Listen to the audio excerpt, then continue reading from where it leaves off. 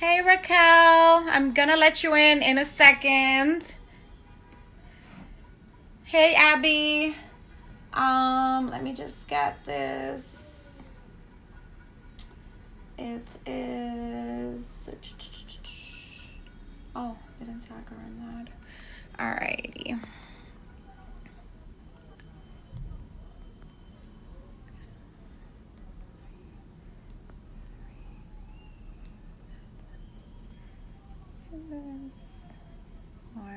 All right, all right. I was just pinning our comment section below.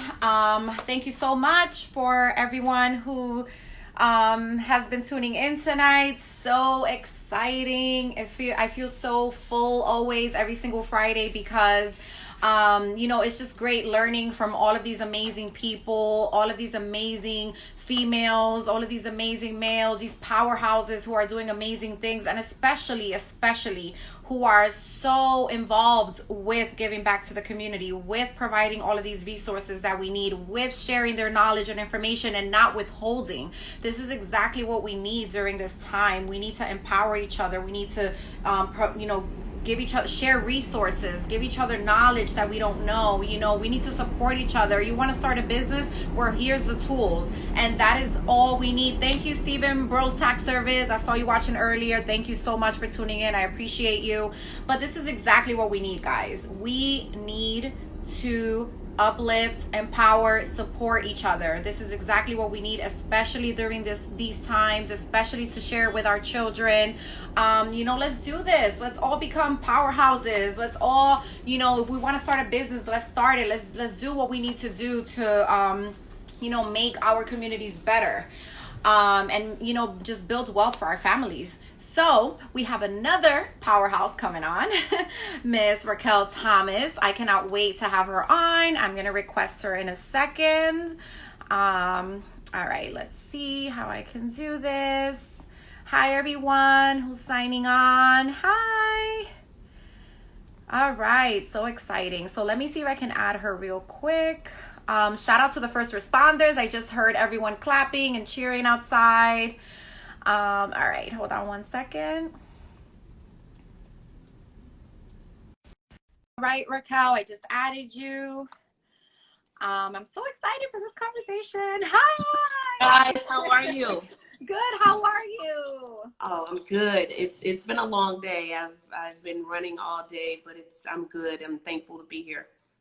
Yes, thank you so much for doing this. I really, really appreciate it. Absolutely, absolutely. Yes. It's always a pleasure to share. I've been reading up on Fearless, and just what you guys are about is, the connecting piece, the community piece, the uplifting piece. There's always time and space for it, but there's no better time than right now with what's going on in our country.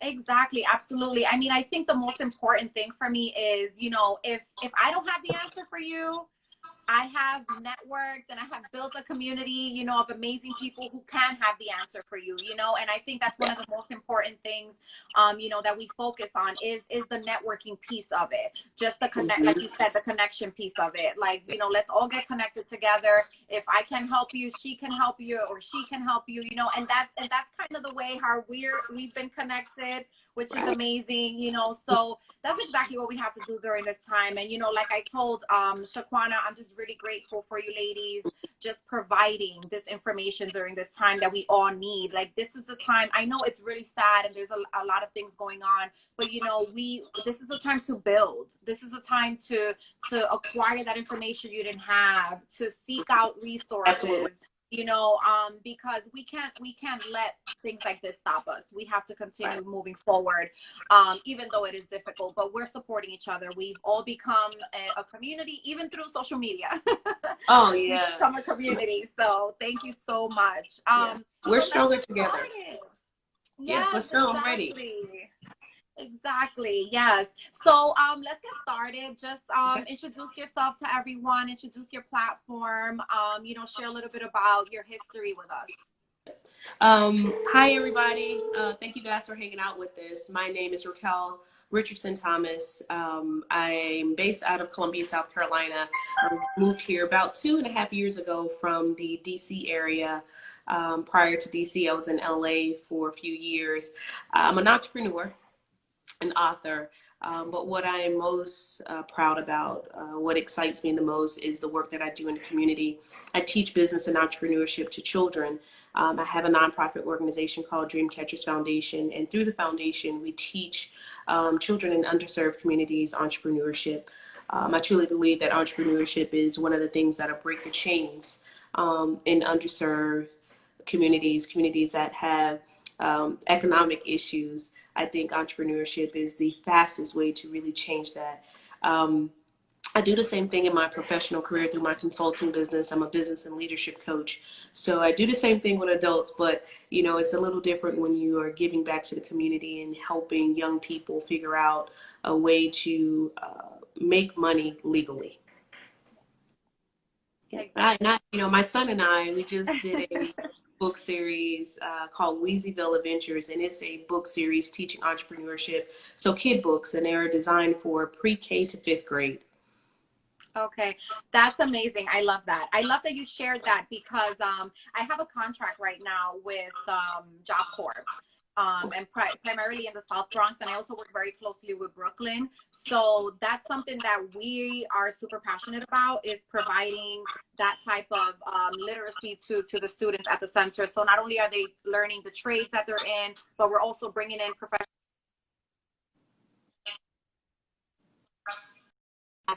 and things like that, entrepreneurship. So I love that you're doing that. And maybe that's something we can talk about also, because we would love to bring you in and talk to our students. Hi, Ty. Yeah, I have to get up to the Bronx at some point. Yes, that would be awesome. All right, so let's talk a little bit about what led you to go into this entrepreneurial space and start your own business, and start coaching in leadership and business and entrepreneurship and things like that. What did you see any gaps? Like, what pushed you towards that direction? You know what? I think I was born an entrepreneur. I did all the things that I was supposed to do. I went to college, I graduated, I got a business degree. I never changed my degree. So I'm one of those students that went for business, graduated with a business degree, went back and got my MBA. So I always knew I didn't have like a second passion other than being a writer. But I knew to be a writer, I need to be a savvy business person as well. So for me, I was born this way. And I think one of the things that separated me from corporate America is you get to a place where for me, I made billions of dollars for my corporation. And I was paid well, but I could never make the money I was truly worth. And I knew that at some point I would break off into my own, but I wanted to learn business from the textbook and then have the experience, the work experience, working with other people that own their business, because I was a consultant. I came out of undergrad and I was a business consultant for multi-million-dollar companies. And my goal was to learn as much as I could and then take it back. I didn't quite know what I wanted to do, I'll be honest. When I had my first child, that's when I figured out that I wanted to do something with children, but I didn't know what. Because I didn't want to go back to work, right? I decided to open up a daycare. And I just used everything I did with my son. He started reading at 11 months, and I realized that we were on to something. And God just kind of, he kept me busy in daycare, but then I started to see purpose and passion.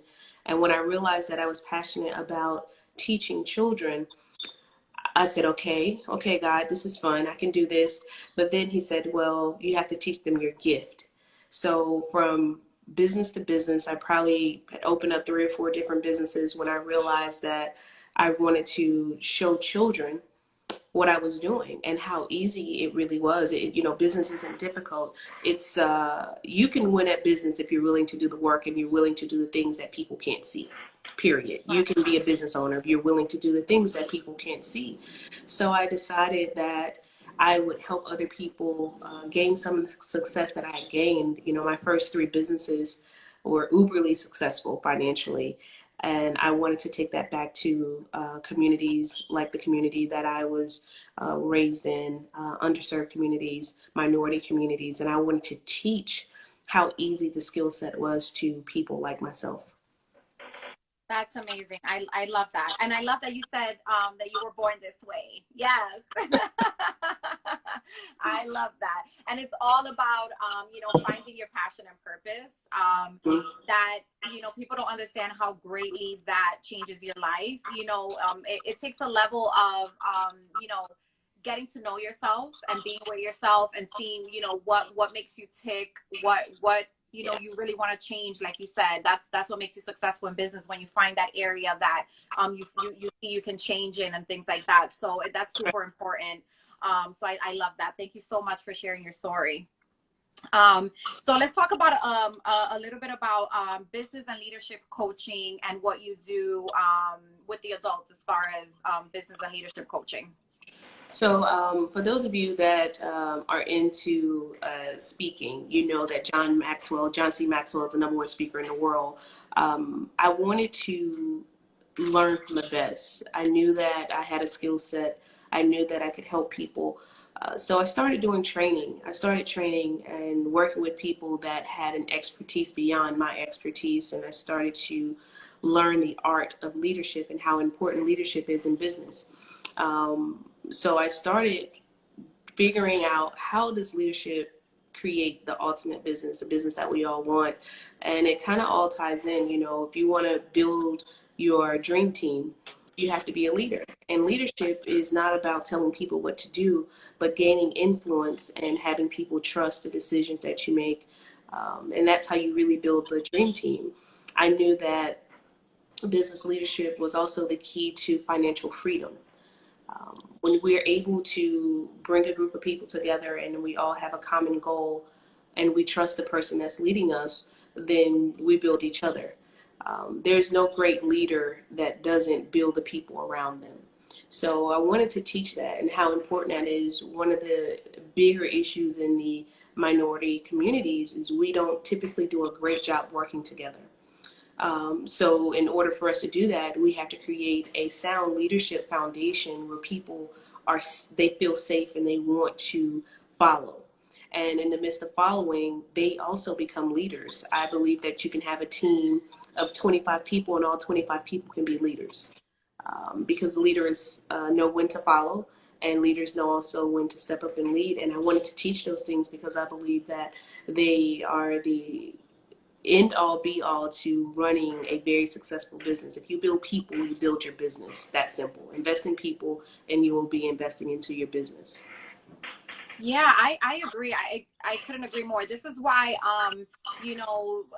like you said, studying people and following others that are successful in their areas of business is super important. And even our initial conversation was talking about our entrepreneurship program that we've been working on, and that's why we wanted to include that section in our program too, because there's so many different parts to being a business owner or being an entrepreneur or being a consultant, which is also a business owner and entrepreneur. So there's so many facets of it, and it's important to cover everything. And something that we don't talk about a lot is leadership.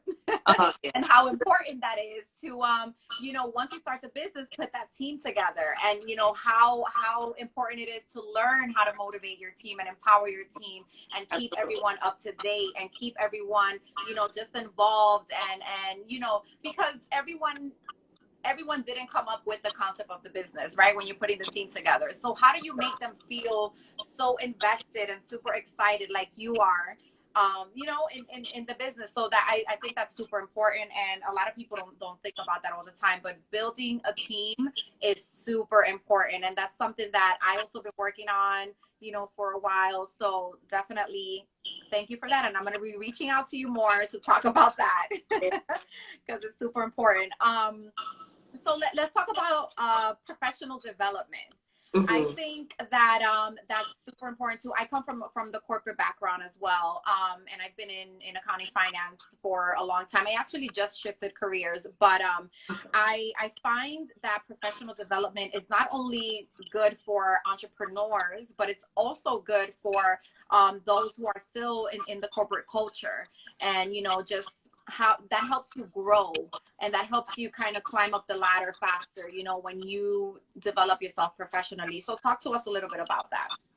When I think about professional development, I think about, if you are, a person who likes to cook and you use certain knives, right? In order to keep those knives active and sharp, you have to sharpen them. And that's what professional development is. You're continuously sharpening the knife, increasing your ability, increasing your skill set, building upon what you already know, and using the people around you to help you become even better in your profession. So professional development, I don't think anyone can successfully grow their business without having some type of formal training every year. In my business, I set aside a budget for professional development for myself. I spend roughly $15,000 a year training, getting better, sharpening my tools, my iron, because if I want to continue to help people, I have to invest in professional development. So if you are a business owner, and obviously in corporate America, they're bringing these people in because they understand how important it is for the culture. If you want to thrive in corporate America, the larger the company, the more professional development you'll see come in and out of the door. When I worked for a major corporation, every quarter we had professional development, and they would spend $150,000 per, and it was a second nature. So if you're a business owner and you want to get better and you want to grow, you have to put yourself in a room with other people that have done something different, other people that can teach you something that you don't know, and people that can help you simply get better. And that's all professional development is, just getting better at what you already do and learning from someone that has a different skill set or that simply has more experience.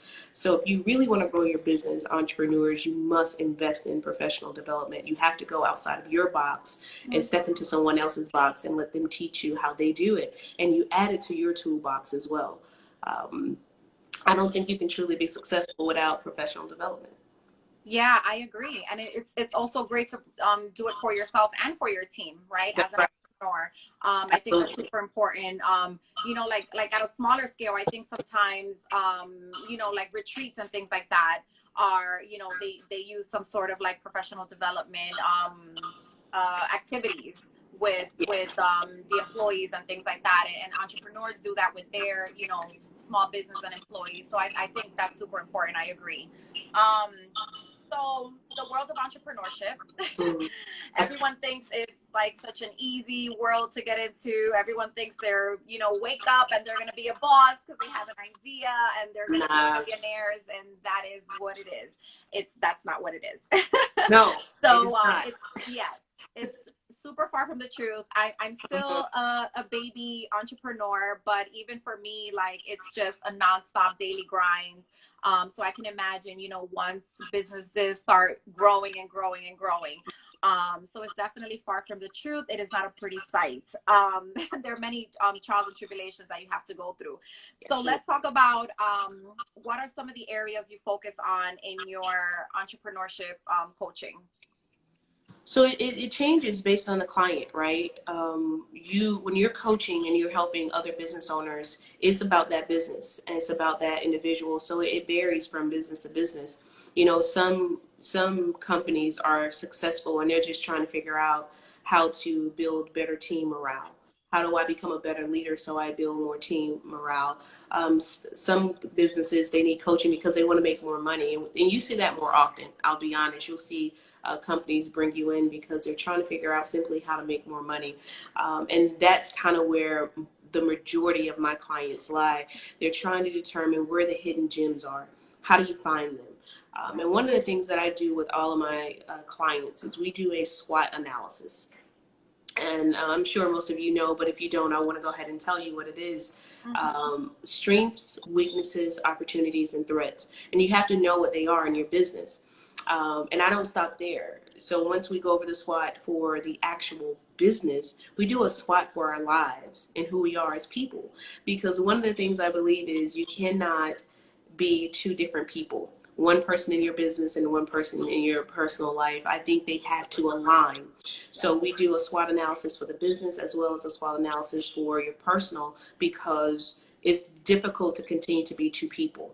So a lot of my coaching aligns with understanding the strengths of your business, the weaknesses, so that you can get better, and the threats. A lot of people kind of teeter on threats because threats and weaknesses are similar, but they're very different. Your weakness almost has nothing to do with the threats in the marketplace.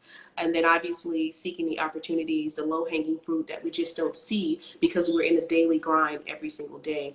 So what we tend to do is find that low hanging fruit so that we can start generating profit. And when we start generating profit, then we can think about other things, such as building team morale, professional development. But if you're not making money, it's very difficult to think about anything other than how do you get it off the ground. And I've had uberly successful businesses, and I've had businesses that have struggled as well. So I've been on both ends of the spectrum, and there's no one business that really operates the same. So for me, it depends on the client and what the client needs, and the needs vary from client to client. But for the most part, most businesses that I work with personally are trying to determine, how do I increase my bottom line? How do I increase my bottom line by 20% year over year? So that's what we work on, low hanging fruit and finding the jewels in our business. Okay, so from an entrepreneur perspective, that would be one of the first steps that you would advise that we take before we do the professional development. Yeah, absolutely. Yeah. I mean, because it's hard to think about professional development and then paying the costs of Right. professional development when you're not making money. Yeah. You know, in some cases, some small businesses literally can't afford professional development because they aren't profitable. And when you have overhead beyond payroll, say you have the rent factor, you're busy trying to break even at least and add yourself to payroll. A lot of small businesses, they start out for the first year, a year and a half, where they don't even have themselves on their payroll because they don't make enough money. You know, one of the golden rules in business and entrepreneurship is if you pay other people, you have to pay yourself because you're also putting in your time. But the reality of that sometimes is if you pay yourself, you can't keep your business afloat. Right. So our number one thing in most cases is, how do I make money? I'm bleeding. And before I invest in professional development, I'm going to invest in a business coach to help me make more money. And then I can go back Right. and invest in my people and build my team. But first, I got to make sure I keep my team here. Exactly. Yes, yes, absolutely. So what are a few of the most important tips you can give, like a new entrepreneur, also someone who's a little seasoned, and someone who's so three tiers: new entrepreneur, someone who's a little seasoned, and also someone who is taking that leap of faith and is gonna leave their job security and they're jumping into entrepreneurship. So I'm just going to do the latter. For those that are ready to leave their job, the first thing I would say is make sure you have enough savings to sustain yourself. If you're just going to quit your job, make sure you have at least 1 year, but I love 2 years. I know that's not as easy to do, but when I stepped out into entrepreneurship full throttle, I had 2 years of savings. So for the new entrepreneurs that are just ready to jump out there, they're ready, their ideas golden, they believe in it, they have all the energy they need, I would say make sure that you're still able to eat. A lot of entrepreneurs make that mistake in the beginning where they jump out there, they quit their jobs, and they can't pay their electricity bill, they're struggling to eat. And that's not okay, right? We still have to be adults. So for those that are ready, just make sure you have enough money to take care of yourself and sustain yourself for 6 months to a year. 6 months is probably more feasible. For the new entrepreneur that's going and, you know, they're operating, my advice to them would be consistent. Don't change every 20 days. Don't change every 15 days, because sometimes it'll take you 3 months to really get something going, 6 months, sometimes a year. Most businesses lose money the first 3 years. Very normal. It's the standard across the board. But you're lucky if you break even year 1 and 2. You're very lucky. You've done something right. So don't be discouraged. If you operated your business, new entrepreneurs, and you broke even or made a little bit of money year 1, you did a lot of things right. It takes time to build a following. It takes time to build a brand. It takes Mhm. time to really market, a project effectively, especially when you have a lot of competitors in the marketplace. So I would say to the new entrepreneurs, stay consistent and allow yourself at least 90 days, 90 days to 6 months to make sure that the idea really doesn't work before you move on to the next thing. So being consistent is important in the beginning. For seasoned entrepreneurs, I would say, for myself, I would consider myself a seasoned entrepreneur. Um, Finding ways to keep that energy the same. You get burnt out quick. So self-care becomes very, very important for seasoned entrepreneurs that have been doing it for 10 years or more. Take care of yourself because you'll burn out and lose your passion for entrepreneurship. One of the things that I see often is individuals becoming drained. With COVID-19, a lot of individuals lost their businesses, are losing their businesses, lost their businesses, or will not be opening doors back up because they've been closed for too long and they don't have the operating capital. While the SBA is giving out loans, PPP is out there as well. Some businesses still did not get to a place to even receive a loan because they can't open the doors. They couldn't maintain. Take the time to look at your business and prepare for COVID-19 before COVID-19 happens, is what I would say to seasoned entrepreneurs, because you never know when something like COVID is going to happen, but there are still things that we can do, after year 10 to make sure that we can still pay our people, to make sure that we can still have the capital to operate our businesses. Um, and taking care of yourself. Self-care is a big one for seasoned entrepreneurs. You start not Mhm. eating, gaining weight, Right. just living unhealthy because you're constantly in the grind, in the business, working day to day. And delegate. My God, delegation is single-handedly one of the most difficult things I think senior and seasoned entrepreneurs struggle with. You cannot do everything. You have to be willing to delegate tasks and pay people, bring additional people in to do certain tasks like accounting, um, like your training. In the beginning, we train our people. In the beginning, you're training your own people.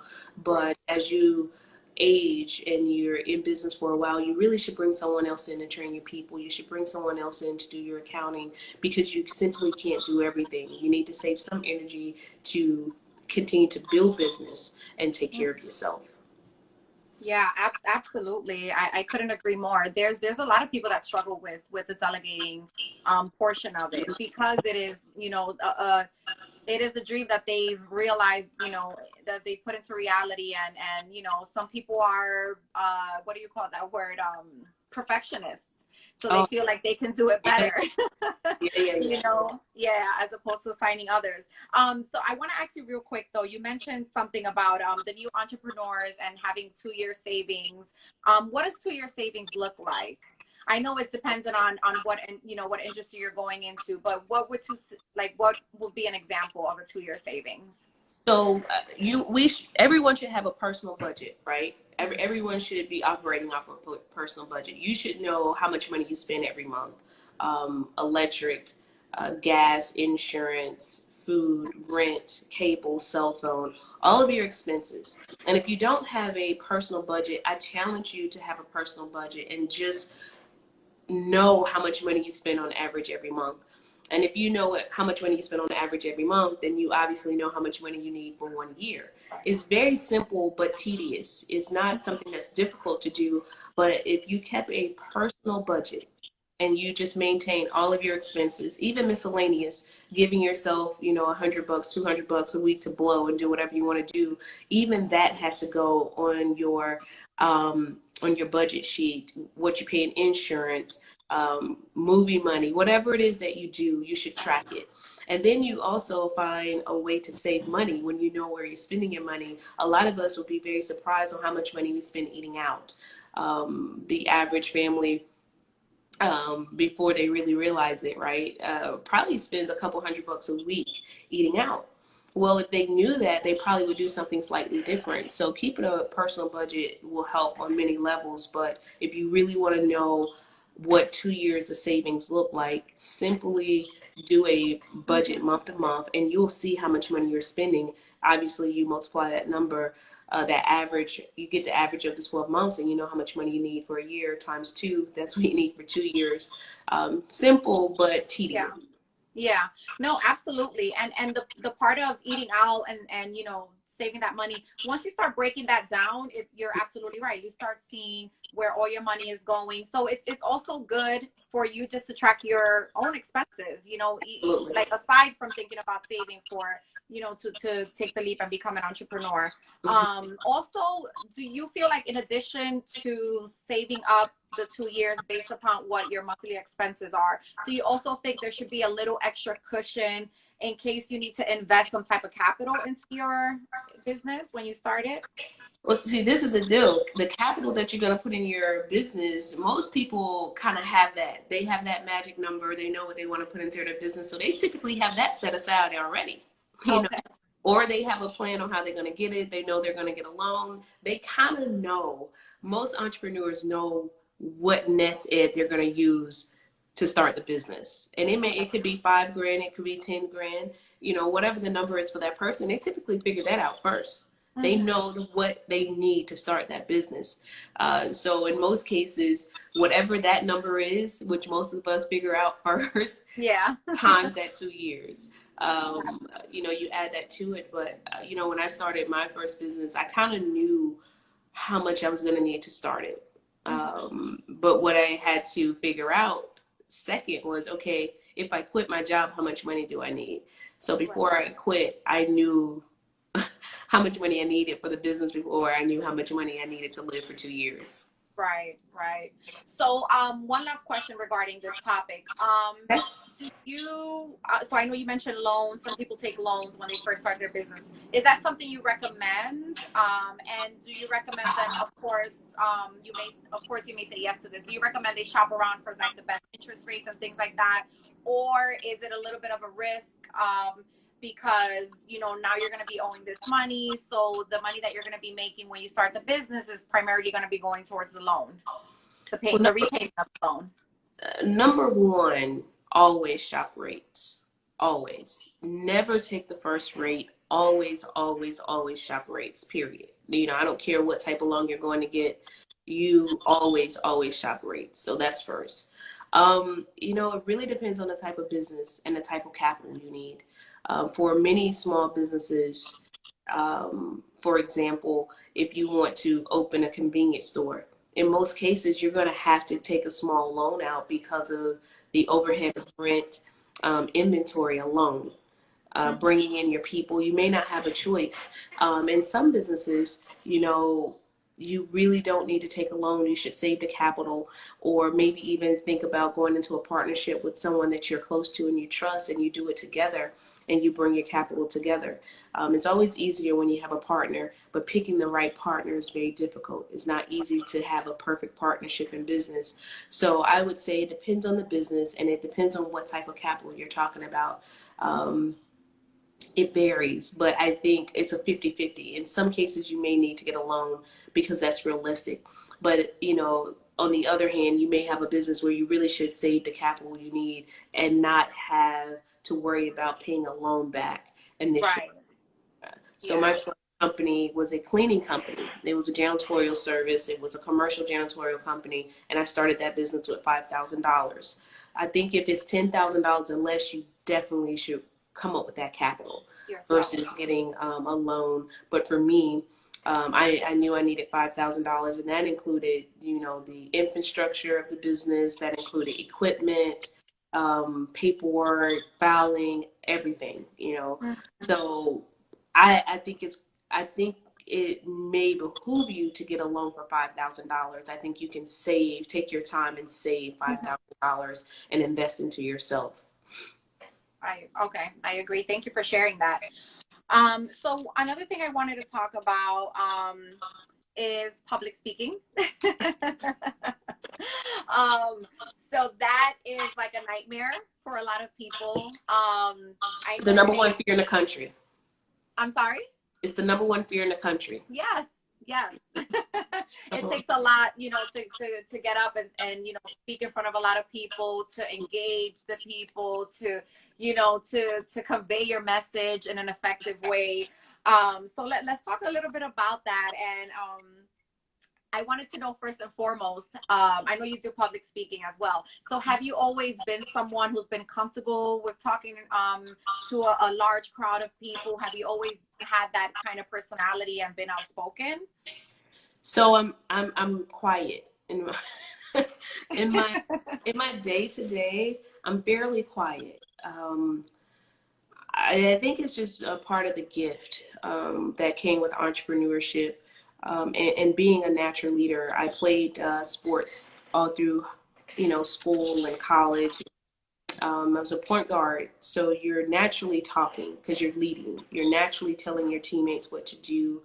I remember having public speaking classes in college and, presenting presentations in high school. And frankly, it was just one of those things. I want a grade. I want a good grade, so I'm going to do it. I didn't think about the fear of the people because I knew my stuff. I think that helps. I think Yeah. if you know what you're talking about, it takes a lot of pressure off of you when it comes to speaking. So I'm one of those people that while I'm quiet in my day to day, I talk mostly when I'm at work. If I'm not working, I'm pretty quiet. Um, it's just one of those things. I know what I'm talking about. So I want to share it. So I don't have the fear because I want to give it to you. So I didn't, I never had the fear. In all honesty, I've never had the fear, but I'm pretty quiet in my personal life. Yes. Oh my gosh. So I'm kind of the same. I'm very quiet in my personal life, except like when I get together with my family and things like that. But I also have some introverted tendencies. So like for me, doing the podcast when I started it 5 years ago, that's definitely helped me practice Yeah. all the time on getting better. I think interviewing others and that helped me get better. And then also learning from the people that I was interviewing also, helped me see how they would deliver their message and things like that. So I think definitely practice is something that can help. But definitely I agree with you. If you're born with a gift, and also if it's something that and it's your purpose and your passion, it definitely does make it Mhm. easier. Because I was, like I mentioned, I was in corporate finance for a long time, and I kind of happened to be in that world as a default, because I had two children and things like that, and my college professor kind of pushed me towards that direction. But because I'm a Capricorn, and we're always focused on climbing the ladder and getting better and learning, I was able to be successful even though it wasn't like my passion. But I did find myself not being the most engaging person in that area. But then now, I always think like if they see me now, like now when I walk into a room and I know I'm going to talk about, what I do and the organization and everything, it's a whole different person. Yeah. So yeah, so definitely I agree with you. When you know it, it's so much easier. When it's your passion, it's so much easier. Um, so one last thing, thank you for sharing that. You're One last welcome. thing, because listen, my palms used to get sweaty. I used to be like, oh my God, I have to speak in front of people. I can't do this. You know what? You know what helps, and this is what I tell, because I'll have some clients or students that I work with that'll say I'm just so nervous, and the one thing that helps, I think, is if you move your hands. It's a distraction to you, Yeah. and it's a perfectly normal thing to do when you're communicating. Most people communicate with their hands, so it's never seen as something that you shouldn't do. That really helps the person that's speaking. And then instead of looking at someone directly, right, you kind of look at the back of the room. Mm. So it's like you can see everybody, but you see nobody until you're really, really comfortable. But I'll tell you this, when you're speaking and you start to connect with people, then you just get into an element. And a lot of times when you give an amazing speech, you can't even do it again. Right. You lose yourself in it. So for the individuals that are super nervous when they start speaking, I would tell them to pace a little bit. It's okay to pace back and forth, but slow. And use your hands, because it is normal to speak with your hands, and that really helps you as the speaker. So those are some things that I know that have worked for individuals that typically are nervous, but those are things that I naturally do when I'm speaking. So when I'm speaking, I always use my hands, and I always make eye contact, but I find a person that you can always see the person in the room that's receiving what you have. Yeah. You can always find them. And when you find them, they help you get through the whole presentation. Yes, yes, I agree. That's very great pointers. I was also reading a book on being an introverted leader, of course. Mm-hmm. And one of the things they talked about was using PowerPoints versus not using PowerPoint presentations when you're speaking in front of a large crowd. How do you feel about that? Do you feel like it's effective to use one, or do you feel like it takes away from you connecting with the audience? I think PowerPoint is good because it kind of keeps you on task. It allows you to stay on task. And especially if you're teaching. If you're teaching, you definitely should have some type of visual that keeps you on task. Yeah. But if you're just doing a presentation, most of us, I'll say this, we prepare a speech. You have talking points, you have bullet points, you've rehearsed, you know what you're going to speak about. And it doesn't hurt just to have bullet points. So if I'm doing a speech, I may have bullet points, but I won't have anything else, because I've gone over the work that I'm going to do. I've gone over the conversation I'm going to have with the crowd, but I'll have a PowerPoint with just bullet points on it. And they'll be simple to you, but then I'll elaborate obviously on whatever that bullet point is, but it's a great guide. And sometimes when you're speaking, you will lose where you are, right? Because you can get so tied into one piece of the Yeah. speech, especially if you have a situation where people are talking back to you. You can easily lose where you are. So I think having a guide, even if you just have one index card, you still need a guide to stay organized. And I'm really organized, so I believe in having something that keeps me organized. Yeah. That's a great tip. I agree. I agree with the PowerPoint. Keeping you organized. Definitely. I Mm-hmm. think it's a good idea. Just don't read it verbatim. That's where you go wrong. Yeah, I agree Yeah. with that. And I think, you know, again, it goes back to knowing exactly what you're talking about. Yeah. So the bullet points are really a guide. It's not something that you're reading. It's a guide for you to Right. stay on task and to make sure you cover all the points you want to cover with the group of people that you're speaking with. Yeah, definitely. One last thing on it that I just thought about. I know you mentioned honing in and finding that person that is connecting with you while you're giving, your talk. Mm-hmm. Um, how do you, like, besides that, how can you motivate someone who feels unmotivated when they're newly at public speaking and they're speaking to an audience and they come off the stage and they tell you, I don't feel like I connected with anyone, like anyone connected with me. It almost seems like everyone was uninterested. How do you go about, not feeling discouraged of doing it again? I think that's two. I'm going to answer that two different ways. First, it's always important to know your audience, right? You have to know who they are. And if you know who they are, I think one of the easy ways to get an easy way to get them to go back and forth and engage with you is you tell them a story. You tell them a story that they can relate to, and then you tie your speaking points into that story. This works very well for motivational speaking. Very, very well. No doubt about it. But it also works in a classroom if you're a college professor. When I'm teaching, sometimes I know at the beginning of the semester they don't really want to be there. They're coming back from break, and you have to connect with them. So you have to tell them about when you sat in their seat. Mm-hmm. You inspire them by telling them where you come from to get to where you are. And everyone wants success.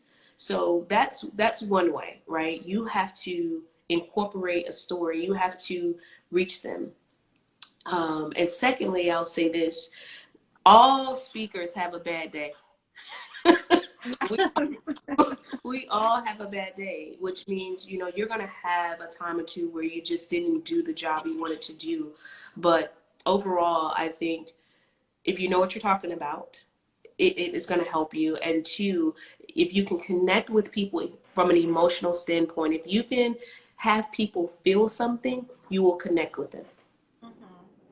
Yeah, absolutely. And do you think that that works also if the content that you're talking about is not necessarily so personal? Can you still make an emotional connection?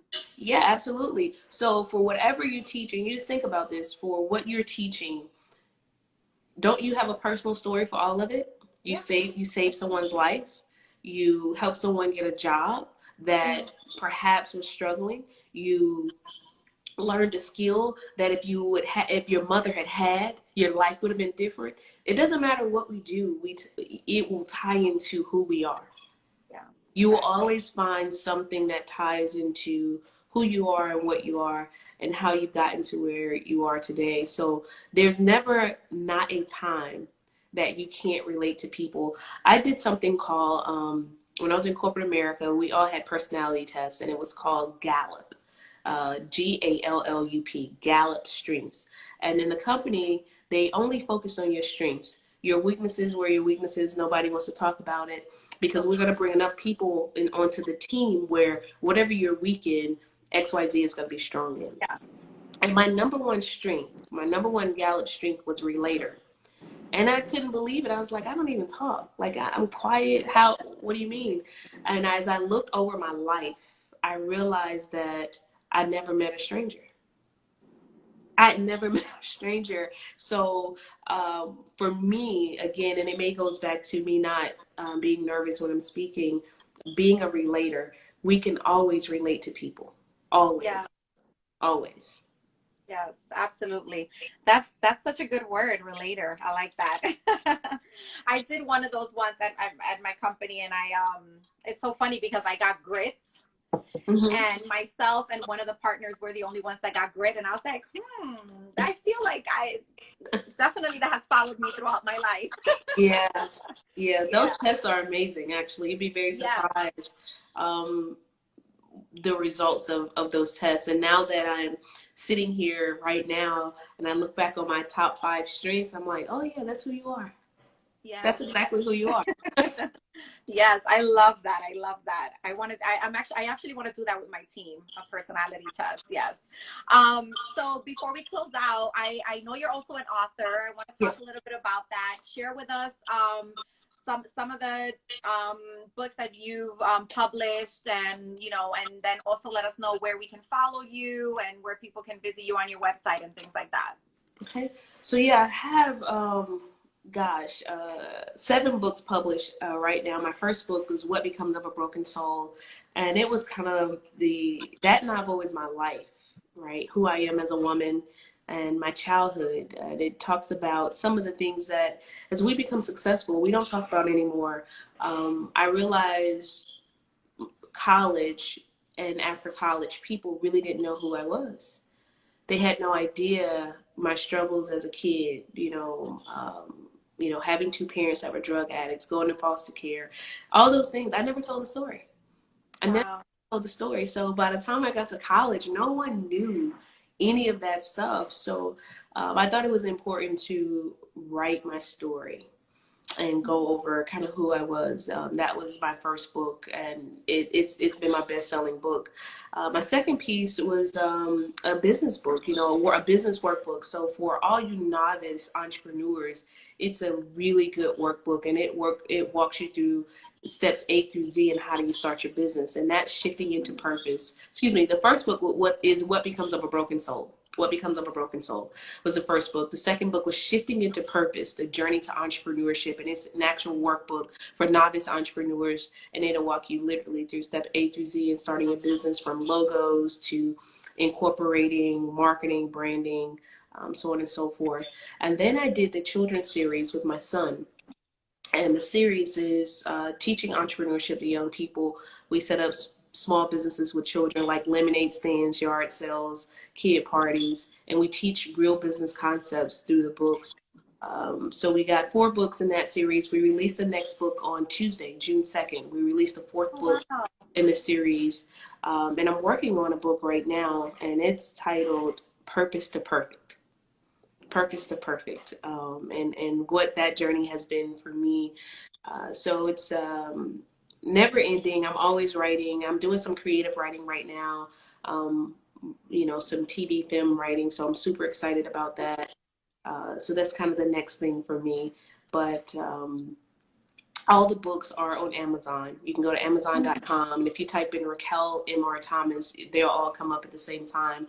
My website, which you can also go to my website to get each book, is RaquelMRThomas.com, RaquelMRThomas.com. And it also highlights all the other things that I do. I have a sports podcast that we just launched a couple weeks ago, Play Basketball in College.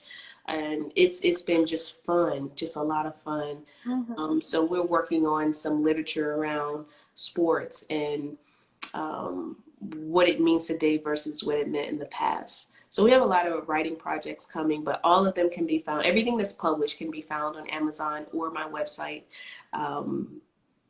Upcoming, I think we're just focused on some creative writing stuff. That's kind of the thing right now. That I'm focused on creative writing. It's a childhood dream for me to write for TV and film. Oh, that's amazing. Oh my God. Congratulations on all of your accomplishments. I can't wait to grab some of them, and I'll let you know when I pick it up. So Yeah, you gotta let me know. And you know what, the best feedback is honest feedback, you know? yeah. And I think my first novel, there's not a person that I think will read that book and they can't relate, male or female. There's Right. some part of it, of the story, that I think we all can relate to. But then I also think there are parts that we will read and you say, you know what? I have a friend that Mhm. certainly has gone through some of this. So it's really a book that I felt would help somebody else. If I shared my story, it would help someone else. So to date, it is still my favorite piece. But the kid entrepreneurship series is really still in my heart because I'm doing it Yeah. with my son who's 7. So it's so much fun to work with him. That's amazing. I don't think I asked you, where do you provide, like on what platform, or where physically do you provide the entrepreneurship coaching to the youth? So I have on YouTube and on IGTV, I have a couple series. I have a Closing the Wealth Gap series on Instagram TV, IGTV, as well as YouTube. And I also have another web series that's Raquel's Business Motivational Mastermind. And, we have those on YouTube. And you go to Raquel M.R. Thomas and they'll come up, and they're also on IGTV. For the kids, one of the things that we do a lot of stuff in person. COVID has kind of changed that, right?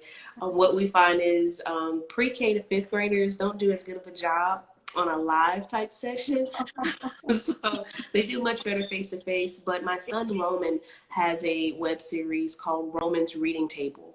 And what he does is he goes through the books that he's wrote, obviously through Weezyville Adventures, which is our kids series. But he also talks about other books that he has read that he loves. And he just talks about the book and what he loved about it. So that's the only kid content we have on the web, because it's really difficult to get pre-K to 5th graders to Yeah. pay attention if it's not something they're really interested in. Absolutely. But I'll definitely share with my friends and their young kids, so they can watch it with their young kids. Absolutely. So I want to thank you so much You're for very welcome. sharing all of this knowledge with us tonight, for bringing your great energy. I feel, I don't know, I feel like connected with you. Like I want to get to know you See, I'm more. a Yeah. relator. I told you I'm a relator. Yes. Yeah. I want to get to know you more, and I can't wait for us to have the opportunity to do that. You know, hopefully things get a little better. Maybe we can grab coffee or something. But I'm super, super grateful you were, you know, a part of this series. I cannot wait for everyone to catch the recap of this interview today. You are doing amazing things. You've done amazing things.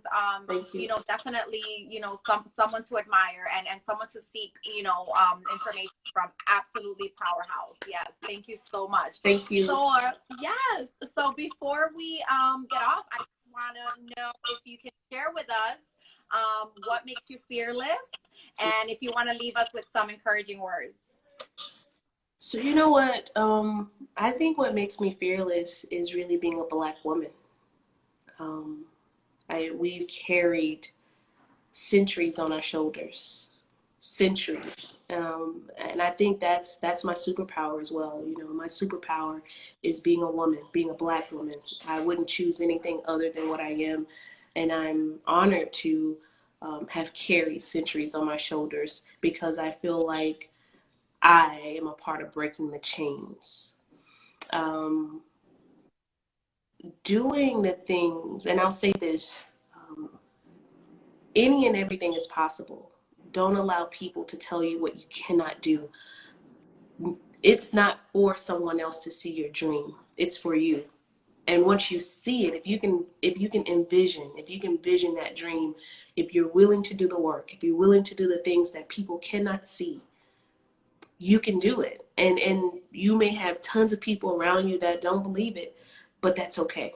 You only need one vision and one heart to do that thing that you've been dying to do. So don't give up and live that dream. If you can see it, you can do it. And don't let people tell you what you cannot do. Yes. Oh my gosh. Thank you. That was the perfect way to end this tonight. Thank you so much. I hope everyone enjoyed the live, and I wish you a really, really amazing night and a great weekend. Thank and you. I can't wait to connect with you soon. Yeah, soon. I think I'm going to be in New York in the next 3 weeks, as a matter of fact. Once I'm out there, and I promise I'll make sure I connect with you. We'll Please, see. yes. I would love that. Thank you again so much. I'm Thank so you. grateful. Have a good night. Bye, everybody. Thank you. Bye. Bye, everyone. Thank you so much for tuning in.